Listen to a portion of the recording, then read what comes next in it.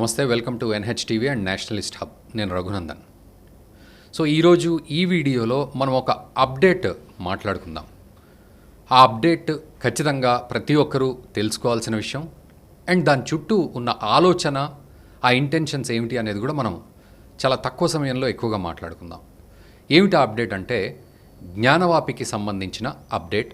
అది కూడా అలహాబాద్ కోర్టు ఏదైతే ఉందో ఆ కోర్టు ఏమంది అనేది మనం ఈ వీడియోలో మాట్లాడుకుందాం. అయితే వాస్తవానికి కొంత బ్యాక్ స్టోరీకి వెళ్ళినట్లయితే జనవరి 17న ఇటు వారణాసి కోర్టు, అంటే డిస్ట్రిక్ట్ కోర్టు, అది వారణాసి కోర్టు జ్ఞానవాపికి సంబంధించి ఒక డిఎంని అంటే డిస్ట్రిక్ట్ మెజిస్ట్రేట్ని పెట్టడం అయితే జరిగింది. జనవరి 17న దీనికి సంబంధించి జడ్జిమెంట్ ఆర్డర్స్ ఇవ్వడం జరిగింది. ఆ తర్వాత జనవరి 31న ఇక్కడ వ్యాస్ తెహఖానాలో పూజలు చేసుకోవచ్చు అంటూ ఒక విప్లవాత్మకమైన జడ్జిమెంట్ అయితే ఇచ్చేసింది అక్కడ.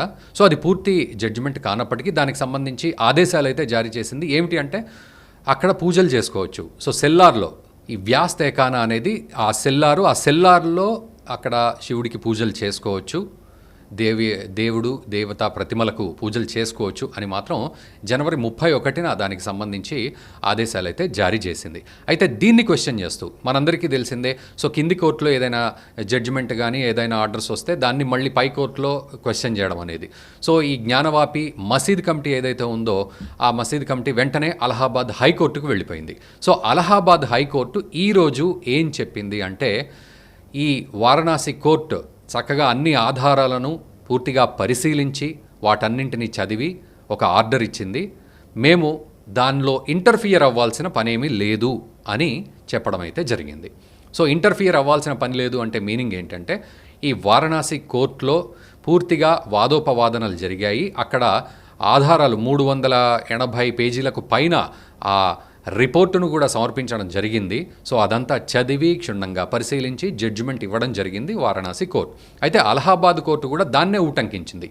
ఏమిటి అంటే ఇన్ని పేజీల రిపోర్టు మళ్ళీ చదవడం జరిగింది. తర్వాత దానికి సంబంధించి వాదోపవాదనలు కూడా వినడం జరిగింది. ఇవన్నీ జరిగాక వీటన్నింటినీ మళ్ళీ అలహాబాద్ కోర్టు కూడా పరిశీలించిన తర్వాత చెప్పేది ఏమిటి అంటే వారణాసి కోర్టు ఇచ్చిన జడ్జిమెంట్ విషయంలో మేము ఇంటర్ఫియర్ అవ్వాల్సిన పని లేదు అని చక్కగా ఆ పిటిషన్ని కొట్టిపడేయడం అయితే జరిగింది, అంటే తిరస్కరించడం అయితే జరిగింది. సో ఈ తిరస్కరణ జరగడంతో మనం ఇక్కడ సంతోషపడాల్సిన విషయం ఏమిటి అంటే ఈ పూజలు కంటిన్యూ అవుతాయి. సో జనవరి 17న ఇక్కడ సంబంధించిన డిస్ట్రిక్ట్ మెజిస్ట్రేట్ కూడా ఉంటారు అనే విషయం కూడా కంటిన్యూ అవుతుంది. సెల్లార్లో పూజలు కూడా కంటిన్యూ అవుతాయి అనేది ఇక్కడ మనం పూర్తిగా సంతోషపడాల్సిన విషయం. ఇక భవిష్యత్తులో ఏం జరుగుతుంది మరి? అలహాబాద్ హైకోర్టు కూడా ఈ విషయం చెప్పింది కదా. సో ఇక తీరిపోయినట్టేనా మనకి ఈ సమస్య అంటే కాదు. మళ్ళీ అక్కడ మసీదు కమిటీ ఏం చేస్తుంది, వీలైతే దాన్ని సుప్రీంకోర్టుకు కూడా తీసుకెళ్లే ప్రయత్నం చేస్తుంది. ఇదంతా కూడా లీగల్గా ఒక ప్రాసెస్లో జరిగే ఫైట్. దీన్ని ఎవరు కాదనరు. అట్లా అని చెప్పి పూర్తిగా అవును అని మనం కూడా అనాల్సిన పని లేదు. బట్ అదొక ప్రొసీజర్ ఫాలో అవుతూ ఉంటారు కాబట్టి మసీద్ కమిటీ కూడా మళ్ళీ సుప్రీంకోర్టుకు వెళ్తుంది. సో అక్కడ కూడా మళ్ళీ దీనికి సంబంధించి 99 to 100% మళ్ళీ ఇదే విషయాన్ని వాళ్ళు కూడా ఉటంకిస్తారు. ఓవరాల్గా మనం ఇక్కడ ఆలోచించాల్సిన ఇంటెన్షన్స్ ఏమిటి అంటే జ్ఞానవాపి సంబంధించి కూడా ఎంతో కాలంగా ఒక ఇబ్బంది జరుగుతుంది. 1993 నుంచి అక్కడ పూజలు జరగట్లేదు. అట్లాంటిది జనవరి 31న వచ్చిన ఆ ఆదేశాల తర్వాత పూజలు వెంటనే నెక్స్ట్ డేనే వారం రోజుల్లో మొదలు పెడతా ఉన్నారు. కానీ వెంటనే అక్కడ కాశీ విశ్వనాథ కమిటీ రంగంలోకి దిగింది, ఒక పూజారిని అపాయింట్ చేసింది, విగ్రహాలకు పూజలు కూడా చేయడం జరిగింది. సో ఎప్పుడైతే ఈ సమస్య క్లియర్ అవుతుందో ఆ రోజు మళ్ళీ ప్రాణప్రతిష్టలు అట్లాంటివన్నీ కూడా చేసుకుని సేమ్ అయోధ్య బాలరాముని ప్రాణప్రతిష్టను ఎంత అంగరంగ వైభవంగా చేసుకున్నామో జ్ఞానవాపికి సంబంధించిన అక్కడ ఆ ఆలయాన్ని కూడా పూర్తిగా మళ్ళీ రీబిల్ట్ చేసుకొని సంప్రోక్షణలు అన్నీ చేసుకొని ఆ తర్వాత విగ్రహ ప్రతిష్టలు అవన్నీ కూడా పునఃప్రతిష్టలు చేసుకొని జ్ఞానవాపి వైభవాన్ని కూడా అక్కడ శివలింగం కావచ్చు, లేకపోతే అమ్మవారి విగ్రహాలు కావచ్చు, లేకపోతే ఇతరత్ర విగ్రహాలన్నింటినీ కూడా మనం మళ్ళీ చూడగలిగే పరిస్థితి ఉంటుంది. భవిష్యత్తులో చక్కగా అక్కడికి వెళ్ళి దర్శించుకునే పరిస్థితి మనకు ఉండబోతోంది అనేది ఈ వీడియో సారాంశం. సో ఇది నిజంగా మనం ఆనందించాల్సిన పరిస్థితి, ఆ ఆనందంలో ఒక మెట్టు ఎక్కాల్సిన పరిస్థితి కాబట్టి ఈ వీడియో చేయడం జరిగింది. అయితే ఇక్కడ ఇంకొక విషయం ఏమిటంటే, అక్కడ అడ్వకేట్ ప్రభాష్ ఆయన కూడా ఏమన్నారంటే, ఇది సనాతన ధర్మం యొక్క గొప్ప విజయం, మనమందరము కూడా దీన్ని ఆనందంగా స్వీకరించాల్సిన పరిస్థితి అనేది ఆయన చెప్పిన ఉద్దేశం.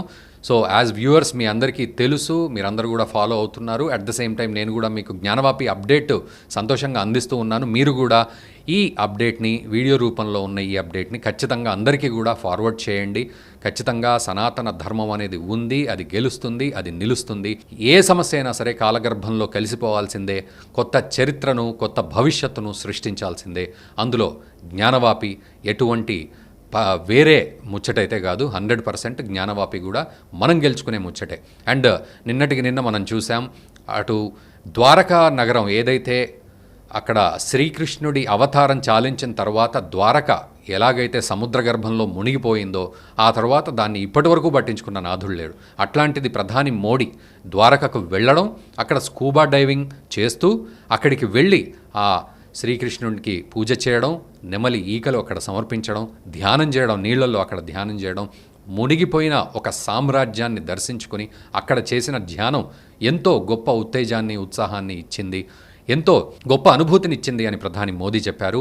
సో రాబోయే రోజుల్లో అటు ద్వారక కూడా మళ్ళీ పేరుకు మునిగిపోయినప్పటికీ మళ్ళీ తేలుతుంది. ఆ వైభవం మనందరికీ కళ్లకు కట్టినట్టు కనపడుతుంది. ఒక టూరిస్ట్ ప్లేస్గా, ఒక ఆధ్యాత్మిక కేంద్రంగా కూడా ద్వారక విలసిల్లబోతోంది. సో ప్రధాని మోదీ చేస్తున్న ఈ ప్రయత్నంలో అంతరార్థాన్ని మీ అందరికీ తెలిసిందే. దాన్ని మళ్ళీ చెప్పాలి అంటే, మన సనాతన ధర్మాన్ని నిలబెట్టుకునే విషయంలో, మన చారిత్రక సంపదను మనము పూర్తిగా మళ్ళీ పూర్వ వైభవం తెచ్చుకునే విధంగా వాటిని సంపాదించుకునే క్రమంలో ప్రధాని మోదీ కష్టపడుతున్నారు. అండ్ వాటిని చూసి మనము సంతోషిస్తూ ఉడతా భక్తితోటి మనం కూడా ఏదో ఒక ధర్మానికి సంబంధించి ఒక కనీసం చిన్న సాక్రిఫైస్ అయినా చేయాల్సిన పరిస్థితి ఉంది. అది మన కర్తవ్యం, మన బాధ్యత అని మనం గుర్తుపెట్టుకొని మనం కూడా కొంత సాక్రిఫైస్ చేసే ప్రయత్నం చేద్దాం. సనాతన ధర్మానికి మన వంతు కృషి అయితే ఖచ్చితంగా చేద్దాం. భావితరాలకు సనాతన ధర్మాన్ని అందిద్దాం, భవిష్యత్తును అందిద్దాం. ఈ వీడియోని మీ మిత్రులకు కూడా షేర్ చేయండి. ఈ వీడియో మీకు నచ్చినట్టయితే లైక్ చేయండి, 10 మందికి షేర్ చేయండి. అలాగే కామెంట్ల రూపంలో మీ అభిప్రాయాలను మాతో పంచుకోండి. Nationalist hub group of channels ను సబ్స్క్రైబ్ చేసుకుని తెలుగునాట జాతీయవాద జర్నలిజాన్ని ప్రోత్సహించండి. ఈ వీడియో కింద ఉన్న బెల్ ఐకాన్ పై క్లిక్ చేయడం మర్చిపోవద్దు.